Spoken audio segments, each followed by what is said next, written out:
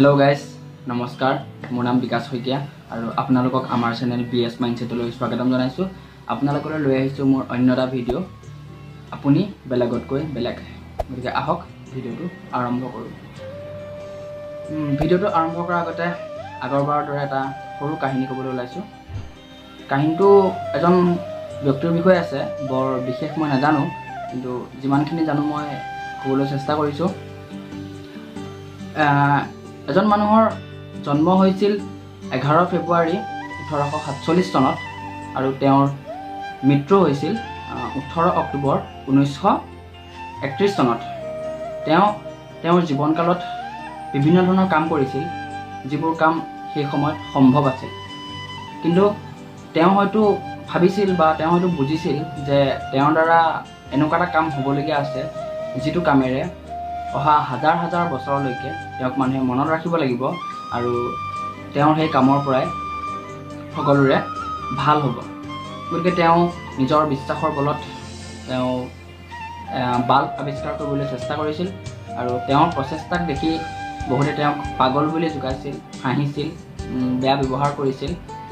কিন্তু তেওঁ নিজৰ বিশ্বাস আৰু নিজৰ আত্মবিশ্বাসৰ ফলতেই তেওঁ যিখিনি প্ৰচেষ্টা কৰিছিল সেইখিনি প্ৰচেষ্টাত তেওঁ 1000 বাৰমান ওচৰা-ওচৰিতে তেওঁ ফেইল হৈছিল, তেওঁ নোৱাৰিছিল, তেওঁ বাল্ব জ্বলাব পৰা নাছিল।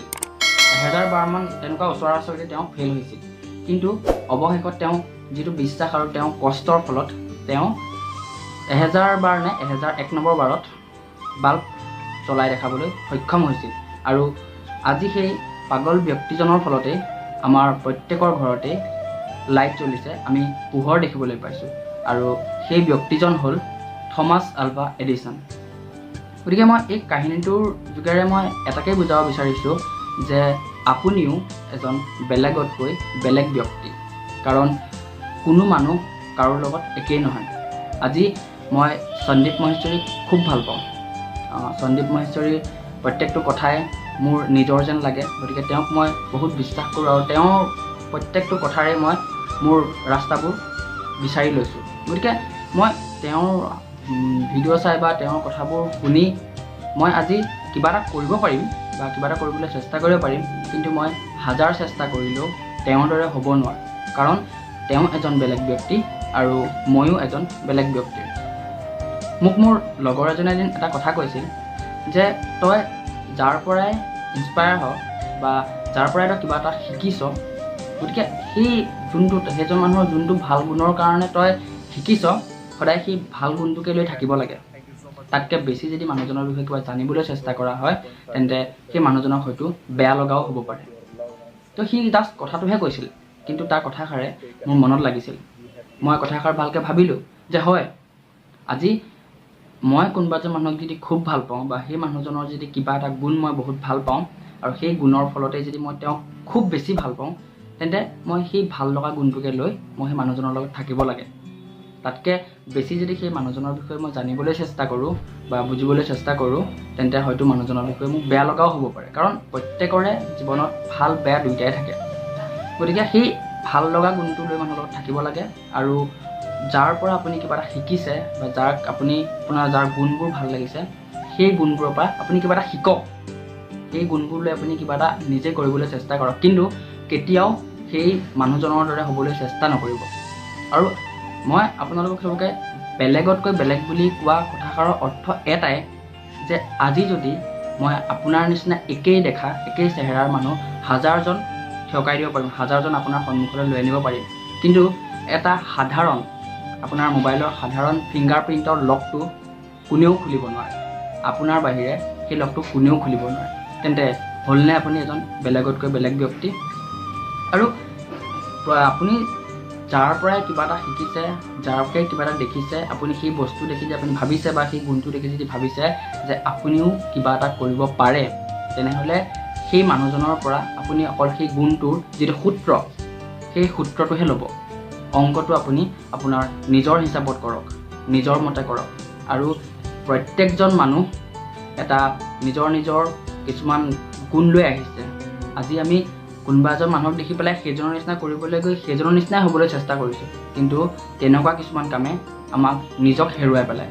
আমি নিজেই আচলতে কি কামৰ কাৰণে আছিলোঁ, কি কাম কৰিব পৰা ব্যক্তি আছিলোঁ, আমি সেইটো নাভাবোঁ। আমি অন্য এজনৰ কথা চাওঁ যে সেইজনে এইটো কাম কৰি এনেকুৱা এজন মানুহ হৈ গৈছে, গতিকে মই কিয় নোৱাৰিম। কিন্তু সেইটো আচলতে সম্পূৰ্ণ ভুল, কাৰণ আপুনি জন্ম হৈছে আপোনাৰ নিজাববীয়া কিবা এটা কৰিবলৈ, আৰু সদায় নিজেই কি কৰিব পাৰে সেইটো বিচাৰিবলৈ চেষ্টা কৰক। কি ঠিক আপোনাৰ কামে কাইলৈ হয়তো পৃথিৱীত নোহোৱা কাম এটা কৰি দিবও পাৰে, আৰু হাজাৰ হাজাৰ বছৰলৈকে হয়তো আপোনাৰ নামো থাকি যাব পাৰে, আৰু আপোনাৰ সেই কামৰ ফলত হয়তো সকলোৰে ভাল হ'ব পাৰে। গতিকে সদায় নিজৰ হিচাপত কৰিবলৈ চেষ্টা কৰক আৰু নিজৰ কামবোৰ কৰক। আপুনি জন্ম হৈছে, আপুনি কি কাৰণে জন্ম হৈছে, আপুনি কি কাম কৰিব পাৰিব, আপুনি সেইটো চিন্তা কৰক। দুদিন দেৰি হ'ব পাৰে, কিন্তু আপুনি যদি আপোনাৰ মনে বিচৰা কামটো যদি আপুনি বিচাৰি পায়, তেন্তে আপুনিও এনেকুৱা এটা কাম কৰি দেখুৱাব পাৰিব যিটো কাম আজিলৈকে কোনেও ভবা নাই। আপোনাকো হয়তো কোনোবাই ক'ব পাৰে যে কি পাগলৰ দৰে কাম কৰিবলৈ ওলাইছ, কিন্তু সেই পাগল বুলি কোৱা শব্দটোৱে বা সেই পাগল ব্যক্তিজনে এদিন এনেকুৱা এটা কাম কৰি দিব যিটো কাম কোনেও ভবা নাছিলে। কোনোবা এজনে সেইটো সময়ত ভাবিছিলে, যিটো সময়ত চিঠি লিখি পেলাই খবৰ লৈছিলে, চিঠি লিখি পেলাই খবৰ পঠিয়াইছিলে, কোনোবাই ভাবিছিলে জানো যে আপুনি ছেকেণ্ডত ফোনটো কৰি আপুনি তেখেতৰ মাতটো শুনিব পাৰিব? কোনোবাই ভাবিছিলে জানো হাজাৰ হাজাৰ দূৰত থাকিলেও তেওঁলোকৰ চেহেৰাটো আপুনি চাব পাৰিব? কোনোবাই ভাবিছিলে জানো একো বস্তু নোহোৱাকৈ এনেকুৱা এটা বস্তু আছে যিটোত আপোনাৰ না কোনোবা ঠেকা আছে, না ক'ৰবাত বান্ধি থোৱা আছে, না কিবা কৰা আছে, মুঠতে আকাশেদি উৰি গৈছে আৰু তাত হাজাৰ হাজাৰ মানুহ বহি এখন দেশৰ পৰা আন এখন দেশলৈ গৈছে? কোনে ভাবিছিলে? আজি দেখোন আমি কাপোৰটো ৰছীডালতহে মেলিবলগীয়া হয়, আমিতো উৰুৱাই মেলি থ'ব নোৱাৰোঁ। গতিকে এটা সাধাৰণ কাপোৰ যদি আমি কাৰোবাৰ সহায় লৈ পেলাই মেলিবলগীয়া হৈছে, সেইটো সময়ত কোনে ভাবিবনো যে আমি একো সহায় নোহোৱাকৈ আমি আকাশত উৰি যাব পাৰিম, আমি এখন দেশৰ পৰা আন এখন দেশলৈ উৰি গুচি যাব পাৰিম? গতিকে সেইবোৰ এজন পাগলৰ কাম হয়। সেই প্ৰত্যেকজন পাগলে যিটো পাগলৰ দৰে চিন্তা কৰিছিল, সেই পাগলৰ চিন্তাৰ ফলতে আজি তেনেকুৱা কিছুমান বস্তু হ'বলৈ পাইছে। গতিকে আপুনিও আজি জন্ম হৈছে, গতিকে কি কাৰণে জন্ম হৈছে, আপোনাৰ মনে কি বিচাৰে আপুনি সেইটো কৰিবলৈ চেষ্টা কৰক। এটা প্ৰশ্ন আপুনি নিজকে কৰিব বা অন্যক সুধি চাব যে আপুনি জন্ম কি কাৰণে হৈছে। মৰিবৰ কাৰণে কোনো জন্ম হোৱা নাই, কিন্তু কিবা এটা কৰিবৰ কাৰণেহে জন্ম হৈছে। গতিকে আপুনি জন্ম যিহেতু হৈছে, গতিকে কিবা এটা কৰি দেখুৱাওক, কিবা এটা কৰিবলৈ চেষ্টা কৰক, আৰু আপোনাৰ কামে যাতে এতিয়া বৰ্তমানৰ অৱস্থাত আপোনাৰ নাম থাকি যাবলগীয়া অৱস্থা হয়। গতিকে আপুনি আপোনাৰ নিজৰ মনৰ পৰা আপুনি নিজেই যিখিনি কৰিব পাৰে সেইখিনি এবাৰ কৰি চাওক, আৰু সেই যেনেদৰে বিভিন্নজনে বিভিন্ন কাম কৰি গৈছে, লোকৰ পৰা অকল আপুনি ভাল গুণখিনি বা আপুনি যিখিনি শিকিছে সেইখিনি লওক, কিন্তু কাৰোৰ পৰাই আপুনি কোনোবা এজন ব্যক্তিক দেখি পেলাই সেইজনৰ দৰে হ'বলৈ চেষ্টা নকৰিব, কাৰণ তেওঁৰ কামে হয়তো আপোনাৰ নিজক হেৰুৱাই দিবও পাৰে। গতিকে তেওঁ সেইটো কাম কৰি পেলাই কিবা এজন হ'ব পাৰিছে, গতিকে আপুনিও আপোনাৰ ভিতৰত যিটো গুণ আছে, আপুনি যিটো কৰিব পাৰিব সেইটোকে কৰি দেখাওক। কাৰণ মই অলপ আগত কৈ গ'লোঁ যে আপুনি এজন বেলেগতকৈ বেলেগ ব্যক্তি, কাৰণ আপোনাৰ মোবাইলৰ ফিংগাৰপ্ৰিণ্টৰ সাধাৰণ লকটো অন্য এজন ব্যক্তিয়ে খুলিব নোৱাৰে।